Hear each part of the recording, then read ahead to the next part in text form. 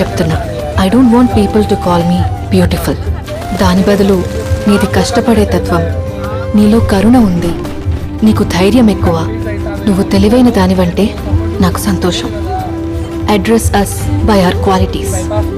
MS Subbulakshmi అంటే భక్తి, అందం కాదు. మదర్ తెరెసా అంటే కరుణ, అందం కాదు. ఐన్ ర్యాండ్ అంటే తత్వం, అందం కాదు.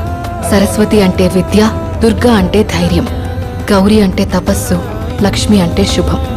ఇలా ఏ దేవతనైనా ఆమె క్వాలిటీస్ కోసమే పూజిస్తారు, ఆమె అందం కోసం కాదు.